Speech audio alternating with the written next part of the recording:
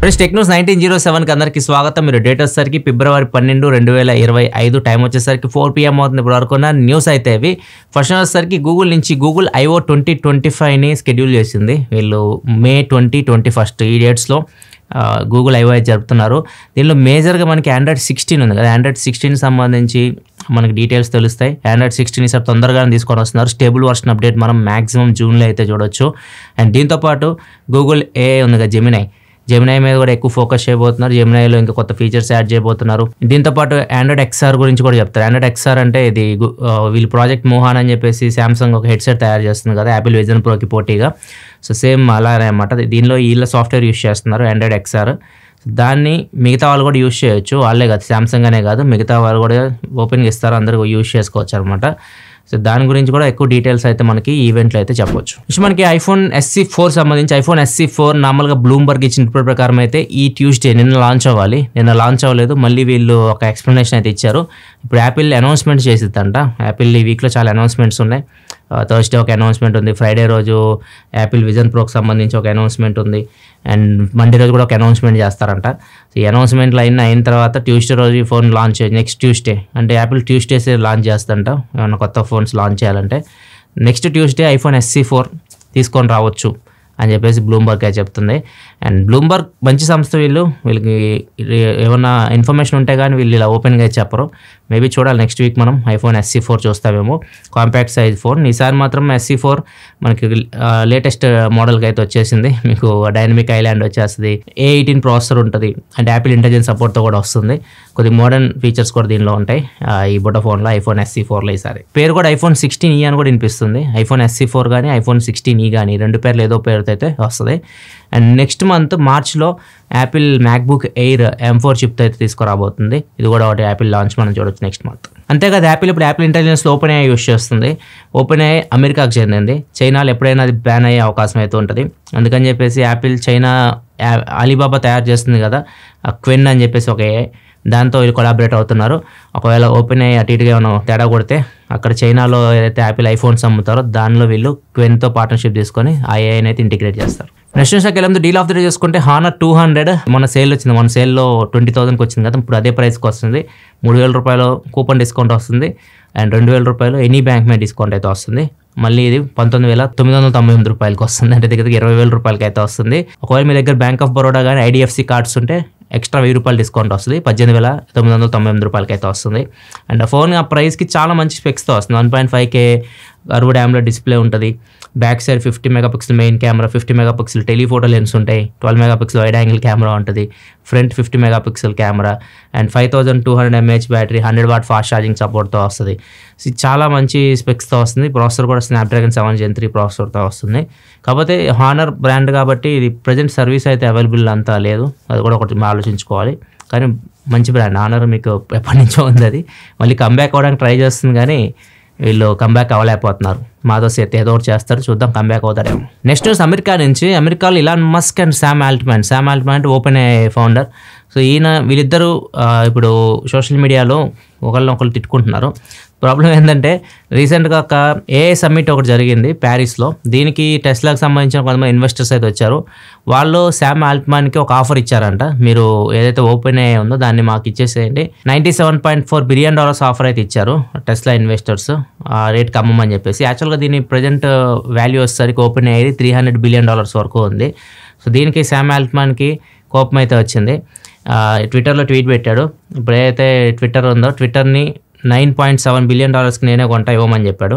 $9.7 billion అంటే చాలా తక్కువ అనమాట. ట్విట్టర్ ఇలాన్ మస్క్ కొనింది $44 బిలియన్ కొన్నాడు, 9.7 బిలియన్ అడుగుతున్నాడు అనమాట. అంటే సేమ్ వాళ్ళు ఇచ్చిన కౌంటర్ వీళ్ళకి ఇచ్చాడు అనమాట. వాళ్ళు $300 బిలియన్ 97 అడిగారు కదా, ఈయన $50 బిలియన్ వర్త్ది 9.7కి అడిగాడు. ఇట్లా కౌంటర్ అయితే వేశాడు శామ్ ఆల్ట్మాన్.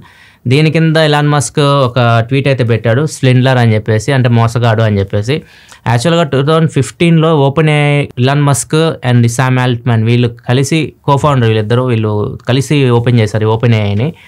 తర్వాత 2018లో టెస్లా బాగా పుంజుకుంటున్నప్పుడు ఏదైతే టెస్లా యూస్ చేద్దాం అనుకుంటున్నారో దానికి మనం వర్క్ చేద్దాం, ఈ OpenAI దానికి వాడదాం, సో కంప్లీట్గా మనం దీనికి షిఫ్ట్ అయిపోదాం అని చెప్పేసి మస్క్ అడిగాడు.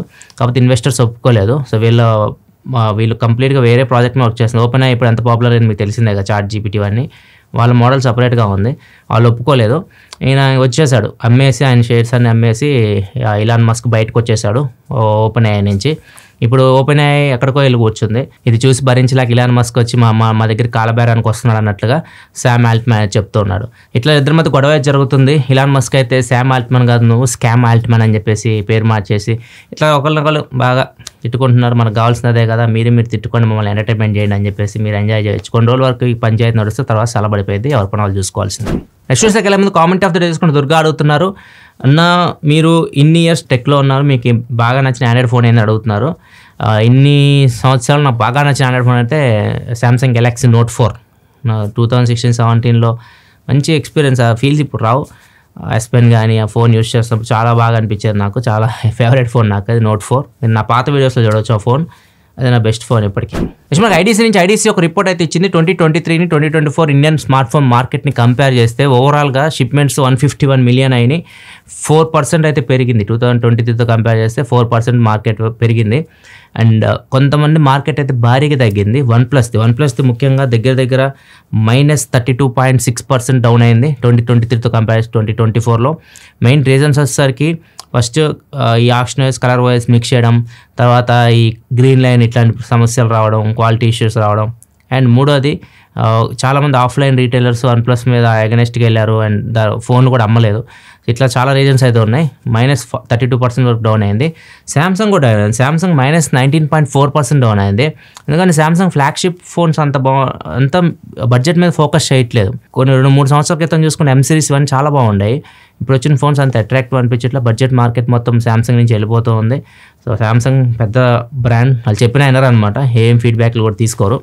వాళ్ళు కొద్దిగా ఆలోచిస్తే వాళ్ళకి ఉన్న బ్రాండ్ వాల్యూకి బడ్జెట్ మార్కెట్ని కూడా చాలా వరకు క్యాప్చర్ చేయొచ్చు మంచి ఫోన్స్ తీసుకొస్తే. అది కూడా సామ్సంగ్ కూడా దగ్గర 20% అయితే పోయింది. అండ్ ప్లస్ వచ్చేసరికి మోటరోలా చూసుకుంటే దగ్గర +135.9% పెరిగింది. 135% అంటే చాలా ఎక్కువ, మంచి గ్రోత్ చూసింది మోటరోలా. అండ్ ఐక్యూ కూడా దగ్గర 50.9% గ్రోత్ అయితే చూసింది. ఈ రెండు బ్రాండ్స్ మార్కెట్ వాల్యూ అయితే పెరిగింది. అండ్ వివో, ఒప్పో వీటన్నిటివి పెరిగినాయి. ఈ రెండే మెయిన్, సామ్సంగ్ ఒకటి, OnePlus ఒకటి, వీటి మార్కెట్ షేర్ అయితే చాలా పడిపోయింది 2022 కంపేర్ చేసి 2024. ఏపీలో బ్లడ్ ఫ్లూ వచ్చింది. ఇప్పుడు న్యూస్ ఛానల్స్ అన్నీ మీకు అయ్యే కనిపిస్తూ ఉంటాయి, బ్లడ్ ఫ్లూ అని చెప్పేసి. ఏపీలో చాలా కోళ్ళు కూడా చనిపోతూ ఉన్నాయి. ఇది అమెరికాలో కూడా ఉంది. అమెరికాలో కూడా వచ్చిన తర్వాత మన దగ్గర మహారాష్ట్రలో కానివ్వండి, కర్ణాటకలో కానివ్వండి, అండ్ కేరళ ఇట్లాంటి చోట్ల కూడా ఈ బ్లడ్ ఫ్లూ అయితే వచ్చింది. ఇప్పుడు ఏపీకి కూడా వచ్చింది. ఇప్పుడు తెలంగాణ గవర్నమెంట్ కొద్దిగా అలర్ట్ అయింది. ఏపీ నుంచి వచ్చే కోడ్లు ఇవన్నీ ఉంటాయి కదా, అవన్నీ ఆపేస్తున్నారు. ఏపీ నుంచి ఇక్కడికైతే రానివ్వట్లేదు. బర్డ్ ఫ్లూ మనకి అంత ఈజీగా మనుషులకైతే రాదు. మీరు చాలామంది కోడ్లు మనమైతే కోళ్ళని ఉడకబెట్టుకొని బాగా వేపుళ్ళు చేసుకొని మనం గుడ్లు కూడా ఉడకబెట్టుకొని తింటాం కాబట్టి ప్రాబ్లం లేదు. అమెరికా ఇట్లాంటి చోట్ల ఏంటంటే వాళ్ళు పచ్చిగా తింటుంటారు, వాళ్ళకి ఎక్కువ వచ్చే అవకాశం అయితే ఉంటుంది. సో ఇక్కడ కూడా ఇప్పుడు మనకి బ్లడ్ ఫ్లో ఉన్న కోళ్ళు తినడం మనం చెప్పలేము, దేనికి బ్లడ్ ఫ్లో ఉందో కూడా చెప్పలేము. కొన్ని రోజులు తింటే మీ ఇష్టం, అది మీరు నార్మల్ డాక్టర్ చెప్పేదైతే మాత్రం మీరు ఉడకబెట్టుకొని తింటే పెద్ద ప్రాబ్లం లేదు అంటున్నారు. మీ ఇష్టం, అవాయిడ్ చేస్తే అవాయిడ్ చేయండి. కొన్ని రోజులు బయట ఫుడ్ కూడా అవాయిడ్ చేయండి.